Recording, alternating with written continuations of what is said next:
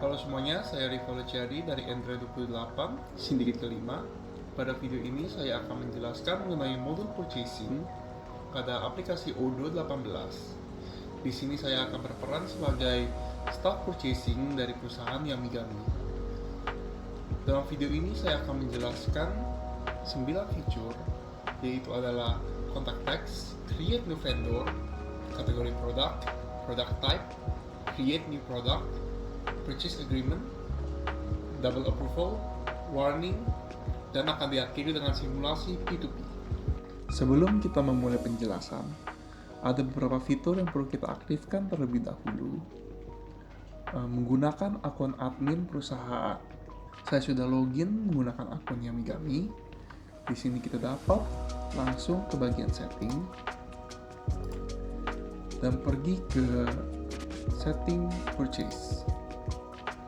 Di sini kita perlu mengaktifkan modul purchase order approval, warning, dan purchase agreements. Langsung saja kita aktifkan. Dan pada purchase approval, kita perlu menentukan minimum amount yang diperlukan untuk mengaktifkan order approval tersebut. Misalnya pada kasus ini saya sudah menaruh 2 juta. Jika terjadi pembuatan purchase order dengan jumlah di atas 2 juta, maka purchase order tersebut memerlukan approval dari supervisor atau atasan pada departemen itu. Sekarang saya akan menjelaskan required 1 dan 2, yaitu adalah contact text dan create new vendor. Pada bagian purchase, kita bisa ke bagian order, lalu ke vendors, dan membuat new vendors. Di sini kita bisa mengisi nama perusahaan, alamat, NPWP, nomor telepon, email, website, dan teks.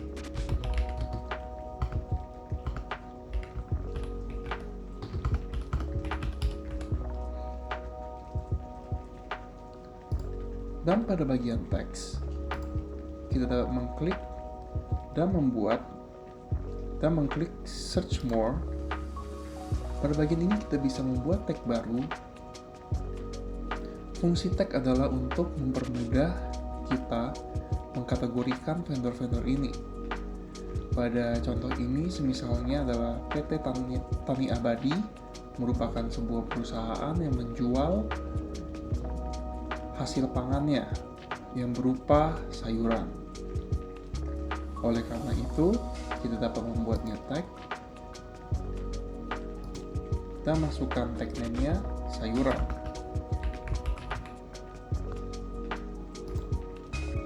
Kita juga bisa mengcolor code-nya untuk lebih mudah dicari pada kemudian hari. Saya akan menggunakan hijau, dan pada parent kategori, karena PT Tani Abadi adalah vendor kita, maka parent kategorinya adalah vendor.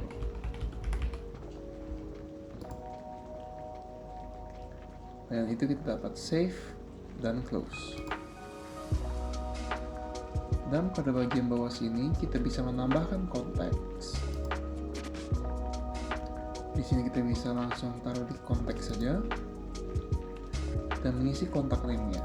Semisalnya PT Tani Abadi memiliki staff yang berperan sebagai sales, kita dapat menambahkan kontaknya. Di sini saya akan menambahkan nama, misalnya Bapak Asep, dengan nomor telepon 0821 34 5612 3. Lalu kita dapat langsung save dan close. Jika sudah kita isi semua datanya, kita dapat save. Selanjutnya adalah required 3, 4, dan 5, yaitu kategori product, product type, dan create new product. Caranya adalah kita tetap di modul purchase, lalu ke tab products, dan pada tab ini kita dapat meng-create new product. Misalnya kita akan membuat produk baru, nama brokoli. Produk ini tidak dapat kita jual, namun kita beli sebagai bahan baku, maka kita uncheck can be sold. Pada bagian product type, kita dapat memilih apakah produk ini storable, service, event ticket, atau consumable. Kita akan memilih consumable. Dan pada invoicing policy, kita dapat mengklik dan mengubahnya menjadi ordered quantities. Pada unit of measure, kita dapat mengubahnya menjadi kilogram. Di sini kita bisa menaruh juga harganya. Semisalnya pada 1 kilo adalah 17.000. Di sini.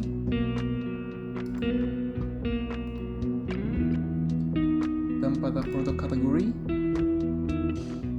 kita bisa mengklik search more. Di sini sudah ada beberapa produk kategori yang sudah saya buat, namun karena produk brokoli adalah sayuran, mari kita coba buat produk kategori baru untuk sayuran. Caranya mudah, kita klik new, kategorinya misalnya sayuran, dan parent kategorinya adalah consumable, bahan.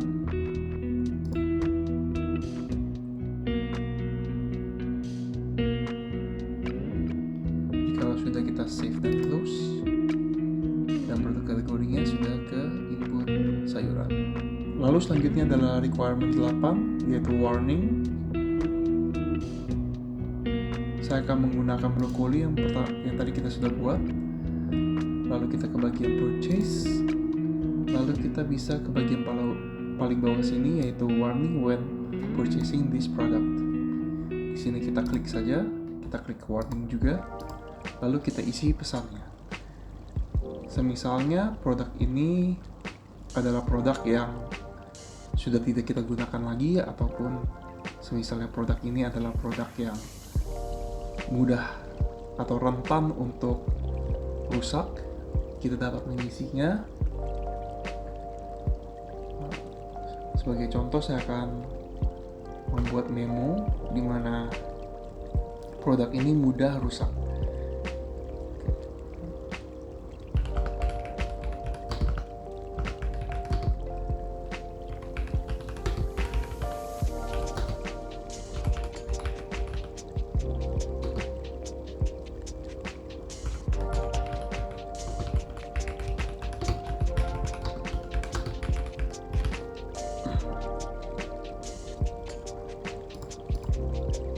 Kalau sudah kita save,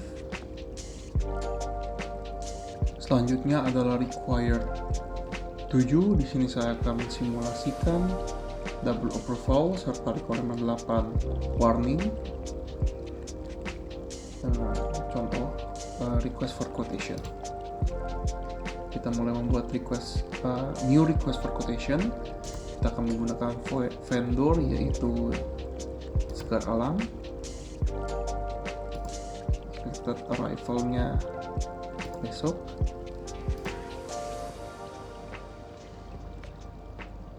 Kita akan add product buah apel. Di sini sudah muncul warningnya untuk buah apel. Produk buah harus segera disimpan setelah pengiriman sampai. Lalu misalnya kita ingin membeli buah jeruk, di sini akan muncul warning juga. Ingatkan bagian inventory untuk segera menyimpan produk ini jika sudah diterima. Oke. Sebagai contoh, saya akan menggunakan buah apel saja.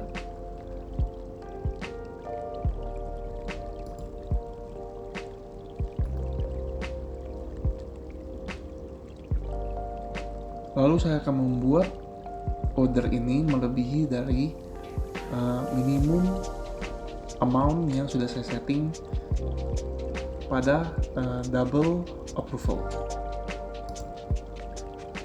Sebagai contoh, saya akan membuat 100 kg.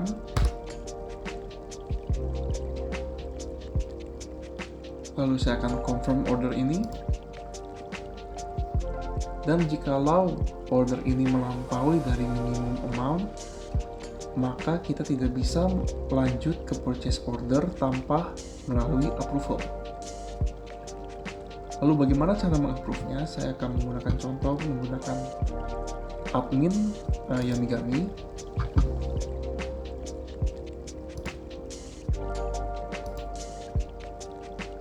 Pada bagian purchase, admin Yamigami akan melihat status RFQ-nya adalah to approve. Maka adminnya dapat datang membuka request ini lalu meng-approve ordernya. Jika sudah di-approve, maka staff purchasing dapat melanjutkan proses RFQ tersebut. Lalu untuk required num for the purchase agreement atau blanket order, kita dapat membuka mode purchase, lalu pergi ke order, lalu menggunakan blanket order, lalu kita dapat klik new, kita dapat masukkan purchase representative-nya, agreement type-nya blanket order, vendor-nya misal Chokoyoma, agreement deadline-nya, ordering date, delivery date, kita bisa masukkan produknya, kita bisa masukkan quantity-nya, dan harganya. Dan jika sudah, kita dapat confirm dan new quotation. Dan pada new quotation, kita akan mengirim RFQ seperti biasanya. Selanjutnya adalah requirement 9, di mana kita akan mensimulasikan P2P atau procure to pay. Di sini kita perlu membuat satu PO, receiving vendor bill, lalu multiple payment dan juga installment payment. Di sini saya akan menggunakan PT Super Chemical, di mana kita harus membeli 100 kg gelatin. Selanjutnya kita akan menggunakan modul purchasing kembali untuk membuat simulasi P2P ini. Pertama kita akan membuat new request for quotation untuk PT Super Chemical. Kita akan menambahkan produk gelatin sebanyak 100 kilo, di mana order deadline-nya adalah besok dan expected arrival juga besok. Setelah itu kita dapat confirm, kita dapat receive produk ini, dan juga dapat kita validate.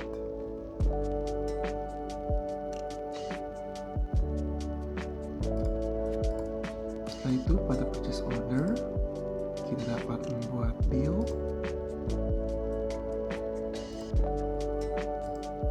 deadline-nya besok,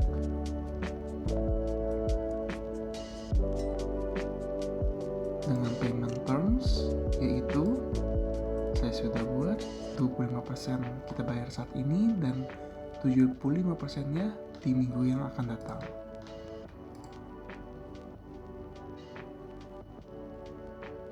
Setelah itu dapat kita confirm dan kita dapat register payment. Pada register payment ini kita dapat memilih jenis-jenis pembayarannya. Kita akan pilih bank dan payment methodnya adalah manual.